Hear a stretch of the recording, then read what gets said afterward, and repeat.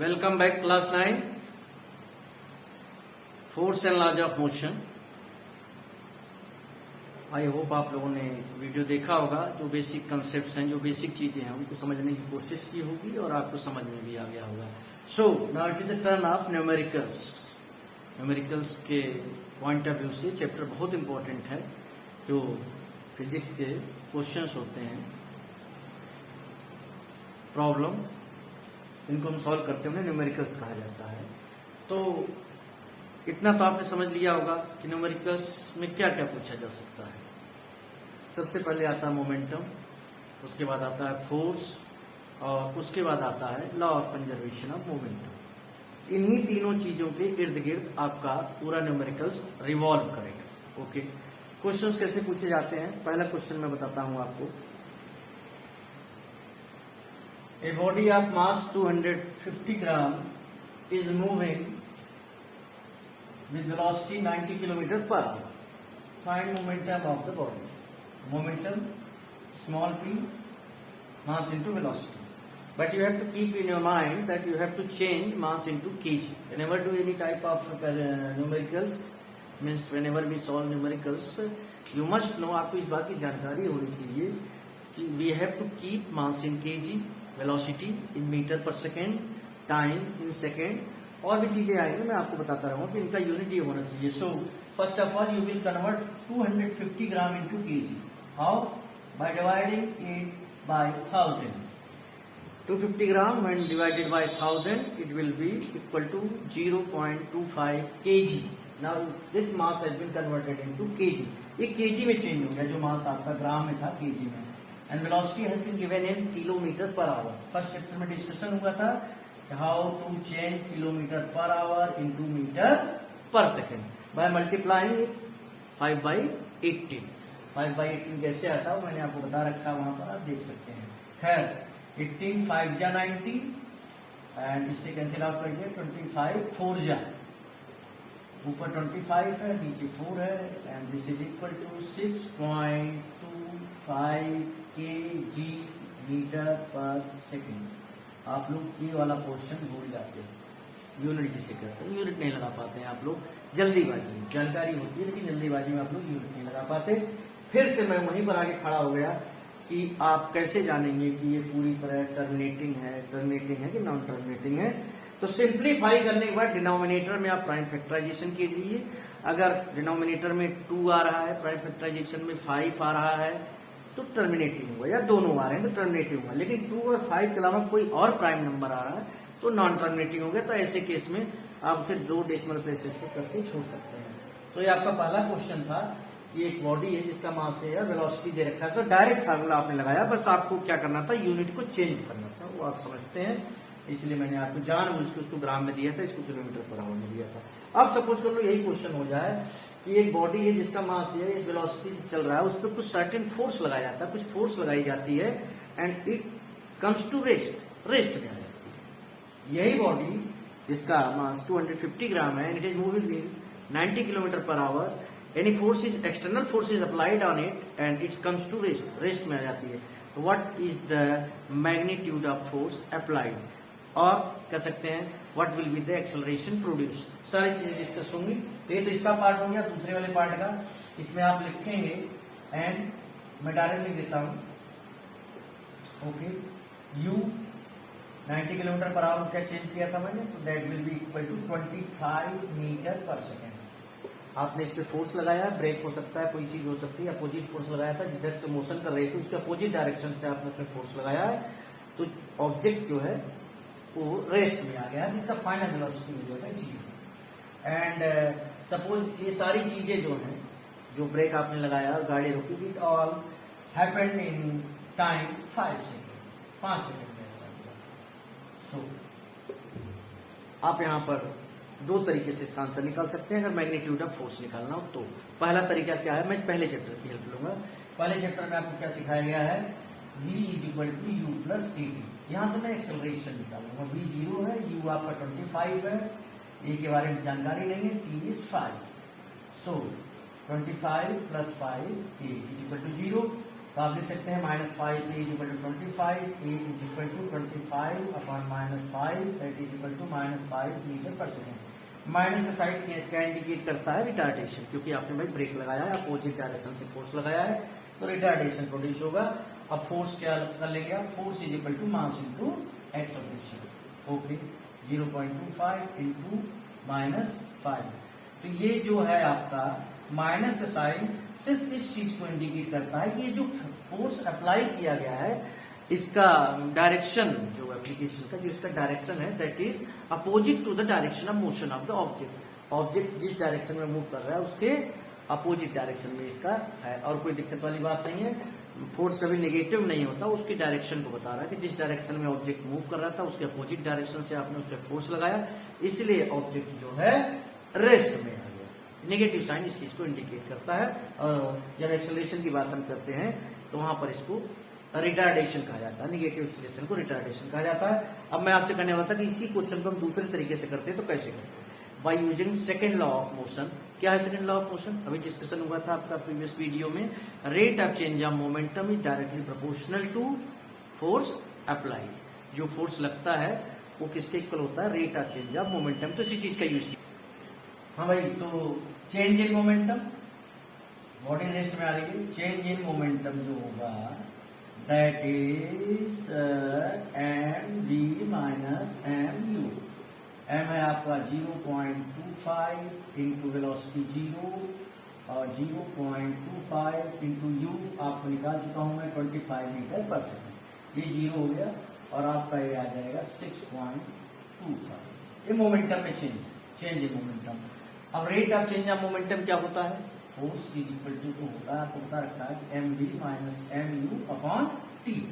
हमने बताया ये सारी चीजें, आपने ब्रेक लगाया, रिटार्डेशन प्रोड्यूस हुआ, ऑब्जेक्ट रेस्ट में आया, और इन सबको होने में कितना समय लगा? 5 सेकंड। तुरंत नहीं हो पाता है। अगर तुरंत हो पाता तो एक्सीडेंट्स ना होते, क्योंकि कहीं आपको सामने सपोज कर लो कोई चीज दिखाई दी, कोई ऐसी दिक्कत दिखाई दी, कोई व्हीकल आ गया या कोई एनिमल आ गया, XYZ कोई भी चीज आ जाए, तो आप ब्रेक लगाओगे तो तुरंत गाड़ी वहां पर नहीं स्टॉप होती, टेक्स कुछ डिस्टेंस कवर करती है, कुछ टाइम लेती है, तुरंत नहीं रुक सकती। इस चीज को आप जानते हैं। सो और यहाँ पर एम बी माइनस एम क्या ले आया? 6.25। टाइम कितना है? 5 से आप डिवाइड कर रहे हैं and you are getting your answer. Force कितना मिल रहा है? तो आपने देखा दोनों तरीके से, फर्स्ट चैप्टर में एक्सेलरेशन निकाल के और यहाँ पर rate of change of momentum, दोनों तरीके से आंसर सेम आ रहा है। माइनस को लेकर मैं आपको बता चुका हूँ कि माइनस का साइन सिर्फ इस बात को इंडिकेट करता है कि जो फोर्स अप्लाई किया गया है उसका डायरेक्शन जो है, जो ऑब्जेक्ट मूव कर रहा था जिस डायरेक्शन में, उसके जस्ट अपोजिट है। That's why your force is negative. So let us move to the next question. Very easy question है। Force of 625 newton is applied on an object of mass 5 kg। 625 का आप force लगाते हैं किसी object पे जिसका मास 5 kg दिया हुआ। Okay, you have to find out acceleration. So you have to search the relation between acceleration, force and mass. And according to जो हमने निकाला था rate of change of momentum is directly proportional to force, तो वहां पर हमने derive करके दिखाया था कि F is equal to m a होता है। ए इज इक्वल टू क्या हो जाएगा? Force upon mass. इस बात को ध्यान रखना। कई बच्चे यहाँ गलती करते हैं, तो मैं आपकी इस बात को आज खत्म ही कर देता हूँ। आप इसको ऐसे ले सकते हैं, m a is equal to F. अब आपको ए निकालना है तो एम जो है डिनोमिनेटर में चला जाएगा, कोई गलती नहीं होनी चाहिए। ठीक है, ओके। फोर्स कितना बेटा? 625। मास कितना है? 5 kg। कुछ यहाँ चेंज करने की जरूरत नहीं है। And you will divide it and you will get your acceleration metre per second square. चलिए, बहुत ज्यादा एक्सेलरेशन आ गया। लेट अस चेंज, इसको पॉइंट में कर देते हैं, तो यहाँ भी पॉइंट में हो जाएगा 12.5 मीटर पर सेकेंड स्क्वायर। ये सारी चीजें वेरी करती रहेंगी। आपको बस ये ध्यान रखना है कि मास का जो यूनिट है केजी में होना चाहिए। फोर्स तो आपका न्यूटन में ही दिया रहेगा। एक चीज का डिस्कशन नहीं हो पाया था प्रीवियस वीडियो में, इनर्शिया के बारे में तो हो गया था कि टेंडेंसी होती है एक ऑब्जेक्ट की कि जो इस पोजीशन में उसी पोजीशन में रहेगा। रेस्ट में है तो रेस्ट में रहेगी, मोशन में है तो मोशन में रहेगी, unless an external force is applied. जब तक उस पर एक्सटर्नल फोर्स आप नहीं लगाते। इनर्शिया के बारे में मैंने बताया था। इनर्शिया कितने प्रकार की थी ये चीज नहीं बता पाया मैं। इनर्शिया 3 टाइप्स के होते हैं और इसको आप डेली लाइफ में महसूस करते हो, फील करते हो। जैसे मैं आपको बताता हूँ 3 तरीके की इनर्शिया होती है। Inertia of rest, inertia of motion and inertia of direction. Inertia of rest कहाँ आपने महसूस किया? सपोज आप स्कूल जा रहे हो, बस में बैठे हो, ठीक है, ड्राइवर महोदय आते हैं और एकदम से गाड़ी को मूव करते हैं, तो गाड़ी आगे को जाएगी तो आपकी बॉडी पीछे को आती है। क्या है ये, क्या है, आपकी बॉडी क्या रिएक्ट कर रही है? गाड़ी जब बस ड्राइवर ने आगे को लेने की कोशिश की तो आपकी बॉडी पीछे आई। क्यों पीछे आई? आपकी बॉडी रिजिस्ट कर रही है, no I will not move, मैं मूव नहीं करूंगी। तो ये जो रिजिस्ट करने का जो टेंडेंसी है बॉडी का, इसी को कहा जाता है इनर्शिया ऑफ रेस्ट। अब सपोज हाईवे पर गाड़ी पहुंच गई और गाड़ी 80 या 60 की स्पीड पे भाग रही है और सडनली मोड़ आता है और ब्रेक लगाते हैं ड्राइवर महोदय। अब जैसे ब्रेक लगेगा आपकी बॉडी आगे की तरफ जाती है। क्यों जाती है भाई? क्योंकि गाड़ी चल रही थी और by the application of brakes आपकी बॉडी कर रही है कि मैं तो आगे जा रही हूं, मैं तो आगे ही जाऊंगी, मैं नहीं रुकूंगी, क्योंकि ब्रेक्स बस पे लगाएंगे, आप पे नहीं लगाएंगे, आपकी बॉडी पर नहीं लगाया। यानी बस के साथ जो भी हो रहा है, बस को इसी देखिए इनर्शिया मोशन कैटेगरी में ला रहा हूं कि मोशन में आप भी थे, मोशन में बस भी थी। ब्रेक कहां लगा? बस के ऊपर, तो बस तो रुकी, है ना। जिसे आप कह सकते हैं कि पीछे की तरफ आई, पीछे की तरफ तो नहीं आती है खैर, लेकिन इसकी स्पीड कम हो जाती है। लेकिन आपकी बॉडी अगर 80 किलोमीटर पर आवर की स्पीड से चल रही थी, सिस्टम में बैठे हुए थे बस में, तो आपकी बॉडी ने क्या कहा कि मैं तो उसी स्पीड से चलूंगी, और अब आगे फॉरवर्ड की तरफ हो जाते हैं। अब आता है डायरेक्शन की बात कि भाई इनर्शिया ऑफ डायरेक्शन कहां देखते हो आप? अब मान लो ड्राइवर ने बाएं अपने लेफ्ट हैंड में ऐसी बस को घुमाया ऐसे, तो आपने देखा होगा कि जब वो लेफ्ट हैंड में घुमाएंगे ऐसे तो आपकी बॉडी यूं होती है, और जब राइट हैंड में यूं घुमाएंगे तो आपकी बॉडी यूं होती है, जस्ट अपोजिट। जिधर को मोड़ेंगे उसके उल्टी डायरेक्शन में आपकी बॉडी रिजिस्ट करती है, आपकी बॉडी रिजिस्ट करती है इनर्शिया ऑफ रेस्ट में, इनर्शिया ऑफ मोशन में एंड इनर्शिया ऑफ डायरेक्शन में। जो कुछ भी हो रहा है जस्ट उसका अपोजिट आपकी बॉडी शो करती है, और उसकी इसी टेंडेंसी को इनर्शिया कहा जाता है। और 3 तरह के इनर्शिया होते हैं, आपको बता दिया गया है। Is it clear? हालांकि न्यूमेरिकल कैटेगरी में नहीं आता, फिर भी आपको बताना बहुत जरूरी है, क्योंकि कुछ क्वेश्चंस आपके एनसीईआरटी में पूछे गए हैं। क्या पूछे गए बताता हूं आपको। पहले इनर्शिया के बारे में बताया मैं कि इनर्शिया मास के ऊपर डिपेंडेंट है। तो पूछ रहा है किसके पास ज्यादा इनर्शिया है? A rubber ball and a stone of the same. एक पत्थर है, रबर बॉल है और स्टोन है, किसका इनर्शिया ज्यादा होगा? जाहिर सी बात है, स्टोन का मास ज्यादा है तो उसका इनर्शिया ज्यादा होगा। ये बाइसाइकिल एंड ट्रेन, ट्रेन का मास बाइसाइकिल से बहुत ज्यादा होता है, इसलिए उसका इनर्शिया भी ज्यादा होगा। ये 5 rupees coin and 1 rupee coin, जाहिर सी बात है 5 रुपी कॉइन का जो है वो मास ज्यादा होता है, तो उसके पास इनर्शिया भी ज्यादा होगा। ओके, कुछ और भी चीजें पूछी गई हैं इसी तरह से जो इनर्शिया से रिलेटेड है। Explain why some of the leaves may get detached from a tree if we vigorously shake this branch. किसी पेड़ के किसी डाली को जब हम हिला देते हैं तो फल क्यों गिर जाते हैं, फ्रूट्स क्यों गिर जाते हैं? उसके पीछे there must be some reason. या फिर हम आपने अपनी मदर को देखा होगा कि जो आपके यहाँ डोर मैट पड़ा होता है उसको बीट करते हैं तो उसमें से डस्ट पार्टिकल्स बाहर कैसे आ जाते हैं? इन सबका एक ही जवाब है, इनर्शिया ऑफ रेस्ट। अब इनर्शिया ऑफ रेस्ट को कैसे मैं बताऊं, कैसे एक्सप्लेन करूंगा आपको, बताने की कोशिश में करता हूं। आप किस पे फोर्स लगा रहे हो हिलाने की? डाल पे, फल पे नहीं लगा रहे। फ्रूट जो है उस ब्रांच पर लगा हुआ है और आपने फोर्स किस पे अप्लाई किया? ब्रांच पे। तो कौन मोशन में आया? ब्रांच। तो फ्रूट क्या कह रहा है? मैं अपनी जगह से नहीं हिलूंगा, और उसकी यही टेंडेंसी डिटैच हो जाता है, वो टूट जाता है ब्रांच से और जमीन पर आकर गिर जाता है। डस्ट पार्टिकल के साथ भी यही होता है। डोरमैट लेफ्ट हैंड में सपोज ले रखा है और राइट हैंड से किसी चीज से बीट कर रहे हैं, तो डोरमैट तो मोशन में आ जाता है, लेकिन डस्ट पार्टिकल्स क्या कहते हैं कि हम मोशन में नहीं आएंगे। तो भाई आप रेस्ट में रहो, तो जैसे डोरमैट मोशन में आया, थोड़ा इधर को गया तो डस्ट पार्टिकल यही रह जाएगा। इसी तरह से डस्ट पार्टिकल्स बाहर आ जाते हैं। तो आपको समझना होगा, बस वाला एग्जांपल दिया, inertia of rest, inertia of motion and inertia of direction, इन सब चीजों को ध्यान में रखते हुए। और ये भी चीज है कि इनर्शिया जो अब ये जो केस हुआ है लीव्स वाला है, इसमें बस ये ध्यान रखना कि ये फ्रूट क्यों टूटा, that is due to inertia of rest, क्योंकि इनिशियल स्टेज पर ब्रांच एंड फ्रूट्स दोनों रेस्ट में थे। फोर्स किस पे लगाया गया? ब्रांच पे लगाया गया, तो ब्रांच तो मोशन में आ गया, लेकिन फ्रूट अब भी रजिस्ट कर रहा है इनर्शिया की वजह से कि मैं अपनी जगह नहीं बदलूंगा, मैं नहीं हिलूंगा, जिसकी वजह से डिटैच्ड हो जाता है due to inertia of rest. Why do you fall in forward direction when a moving bus breaks to stop and fall backwards when it accelerates from rest? Simple सी बात है, अभी डिस्कशन हुआ है। जब गाड़ी मोशन में है, ब्रेक लगाया जाता है तो आप फॉरवर्ड में जाते हैं, क्योंकि आपकी बॉडी मोशन में होती है, तो कहते हैं मैं तो मोशन में रहूंगा, फॉरवर्ड ही मूव करूंगे। और आप जब रेस्ट की पोजीशन बैठे होते हैं, एकदम से बस आगे की तरफ जाती तो आपकी बॉडी वहां भी अपोज करती है और पीछे की तरफ जाती है कि no I will not move forward, मैं आगे नहीं जाऊंगी। इनर्शिया ऑफ रेस्ट और इनर्शिया ऑफ मोशन दोनों के एग्जाम्पल हो गए पहला। ठीक है, आगे बढ़ते हैं, कुछ और क्वेश्चंस करते हैं। Why it is difficult for a fireman to hold a hose which ejects a large amount of water at high velocity?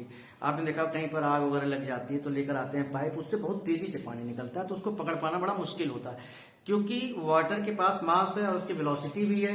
तो जब वो निकल के जाता है तो मास इंटू वेलोसिटी मोमेंटम होता है उसके पास, तो उतना ही मोमेंटम वो आपकी बॉडी पर ट्रांसफर करता है। तो मोमेंटम जिसका बताता है rate of change of momentum, that is some kind of force. तो मोमेंटम आपके ऊपर फोर्स लगाता है, इसलिए आप ऐसा एक्सपीरियंस करते हो कि इसको हैंडल करने में मुश्किल हो रही है। ठीक है, अगर उसी पाइप में से बहुत धीरे धीरे पानी निकले या पाइप पतला हो तब आप इतना नहीं समझेंगे। अब मोस्ट इंपॉर्टेंट क्वेश्चन जो आया है उसका डिस्कशन करते हैं। पहले क्वेश्चन को बोर्ड पे लिख देना, ज्यादा सही रहेगा। हाँ, क्वेश्चन क्या बेटा, from A rifle of mass 4 kg, 4 kg की एक राइफल है, ए बुलेट ऑफ मास 50 ग्राम, एक बुलेट जिसे आप गोली कहते हैं, तो मैंने आपको बताया इसको भी आपको केजी में चेंज करना पड़ेगा। ये बुलेट है, ठीक है, ये राइफल के बारे में डिस्कशन है। ओके, ठीक है।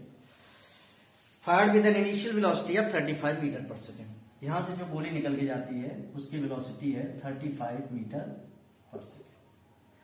Calculate the initial recoil velocity of the rifle, rifle किस स्पीड से पीछे की तरफ जाएगी। इस चीज को तो आपने देखा होगा, मूवी वगैरह में देखा होगा, सचमुच का तो बहुत कम बच्चों ने देखा होगा कि जब राइफल चलाई जाती है तो जब वो चलेगी हाथ पीछे को आता है। क्यों आता है हाथ पीछे को? क्योंकि गोली, जैसे वही होज वाली बात हो गई कि पाइप में से पानी निकल के जा रहा है तो आपको पीछे झटका मार रहा है, तो जब गोली निकल के जा रही है तो बहुत तेज जा रही है तो वो भी झटका मारती है पीछे। तो वही पूछ रहा है किस स्पीड से राइफल पीछे को आएगी। तो कुल मिला के जो गोली निकल के जा रही है उसका जो मोमेंटम है that is equal to momentum of the rifle. Rifle का मोमेंटम क्या होगा भाई? राइफल का मास कितना है?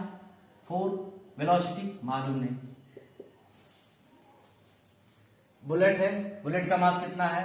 0.05 और वेलोसिटी कितनी है? 35। वेलोसिटी निकाल लीजिए आप, यहां पर आप मल्टीप्लाई करेंगे तो आ जाएगा आपको 1.75 4v। v is equal to क्या आ जाएगा? 1.75 अपॉन 4। डिवाइड कीजिए, ये टर्मिनेटिंग है इसलिए डिवाइड करने के लिए कर रहा हूं। इतना मीटर पर सेकेंड। अच्छा, इस चीज को आप एक तरीके से और भी करें। रिकॉइल वेलोसिटी एक्चुअल में अभी मैं दूसरे तरीके से बताऊंगा, तो अभी आप देखेंगे वेलोसिटी निगेटिव में आएगी। तो वेलोसिटी के निगेटिव में आने का मतलब क्या है? मैं यहाँ पर law of conservation of momentum की बात कर रहा हूं, उससे हम निकालेंगे। तो वेलोसिटी, यहाँ तो इसने रिकॉइल वेलोसिटी बोल दी। रिकॉइल वेलोसिटी का मतलब होता है कि अपोजिट डायरेक्शन में उस वेलोसिटी जाती है, तो उसके साथ माइनस का साइन लगाने का कोई मतलब नहीं बनता। लेकिन law of conservation of momentum के हिसाब से अगर मैं करता इस क्वेश्चन को, तो देखिए किस तरीके की बात होती है, ध्यान दीजिए। M1 राइफल को इंडिकेट कर रहा है और M2 बुलेट को, इस बात का ध्यान रखना आप। चलिए ठीक है, तो भाई M1 राइफल 4, शुरू में राइफल रेस्ट में थी 0, बुलेट भी शुरू में रेस्ट में ही थी 0, is equal to M1 V1, rifle का M1 4, V1 निकालना ही है, और आपका V2 दे रखा है 0.05, V2 35। इनिशियल स्टेज पर जब गोली नहीं चली थी उसके पहले राइफल और बुलेट दोनों रेस्ट में थे। तो जो आपने सीखा है law of conservation of momentum M1U1 plus M2U2 is equal to M1 V1, उसी चीज को अब मैं अप्लाई कर रहा हूं। तो ये चीज 0, ये चीज 0, और यहां क्या आ जाएगा? 4V1 plus 1.75। अब minus 4V1 is equal to 1.75, V1 is equal to 1.75 one minus 4। तो यहां पर आप देखिए कि जो आपका आंसर आया वो आपका है, तो वही माइनस साइन आ गया। यहां पर माइनस साइन रिकॉइल वर्ड उसने यूज कर दिया था क्वेश्चन में, इसलिए माइनस नहीं है। लेकिन law of conservation of momentum से आप करोगे तो you will get same answer, but minus will be attached with the velocity which indicates that the motion of the rifle is opposite to the motion of the bullet. That's it. और इससे ज्यादा कुछ नहीं है. तो आई hope आप इन questions को समझ रहे होंगे. अभी आपको F=ma का हो गया, मोमेंटम के बारे में हो गया, और law of conservation of momentum के एक दो क्वेश्चन और देखते हैं. हाँ भाई, क्वेश्चन क्या है? टू ऑब्जेक्ट्स ऑफ मासेस 100 ग्राम. देखिए मैं डायरेक्ट लिख रहा हूं, आप समझना. 100 ग्राम को केजी में चेंज कर दिया बेटा. एंड 200 ग्राम, ठीक है, ये भी केजी में चेंज हो गया.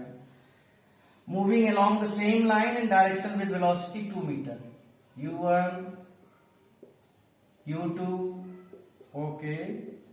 दे कोलाइड, टकराते हैं. After the collision the first object moves at a velocity 1.67. v1 दे रखा भाई. क्या पूछा है? Determine the velocity of the second object.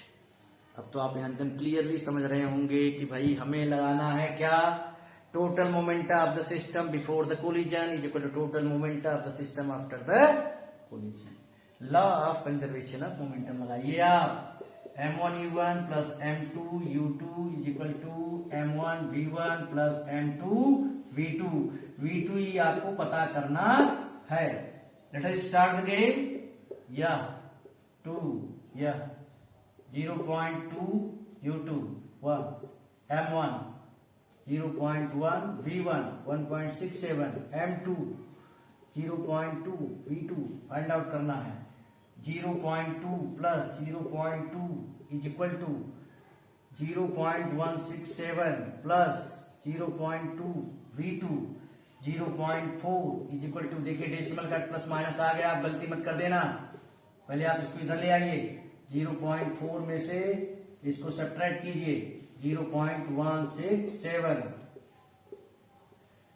क्या मिलेगा आपको? 0.233 is equal to 0.2 v2. Direct कर दिया, इसको इधर ले जाके माइनस कर लिया, आप समझ सकते हैं. ठीक है, तो v2 क्या आ जाएगा बेटा? 0.233 अपॉन 0.2. नीचे से एक डेसिमल हटाइए, ऊपर से भी हटेगा तो ये हो जाएगा 2.33 upon 2 which is equal to 1.165 metre per second. Mean second object जो है, दूसरी चीज है, that is moving with velocity 1.165 metre per second. जितनी चीजें आपको बताई गई हैं, पहले तो आप पहली वाली वीडियो जो इसमें बेसिक है उसके बारे में ढंग से पढ़िए, समझिए. दूसरी बात, जब न्यूमेरिकल्स पर आप आते हैं तो सबसे पहले आपको फार्मूलों की जानकारी होनी चाहिए. आपको ये पता होना चाहिए कि न्यूमेरिकल्स करते समय मास केजी में होना चाहिए, वेलोसिटी मीटर पर सेकंड में होना चाहिए, टाइम सेकंड में होना चाहिए. ये सारी चीजों का ध्यान रखते हुए आप तरीके से ढंग से क्वेश्चन को पहले समझिए. क्वेश्चन को समझने के बाद करेंगे आप. आई डोंट थिंक कि कुछ ऐसा है इस चैप्टर में जो आपको तैयारी करने से रोक पाएगा. देखिए, समझिए, एनालिसिस कीजिए, प्रैक्टिस कीजिए, आपको ये सारी चीजें बहुत अच्छी तरह समझ में आएंगी. Okay, thank you. हम मिलेंगे नेक्स्ट वीडियो में and we will discuss something more about physics, chemistry और मैथमेटिक्स. Thank you.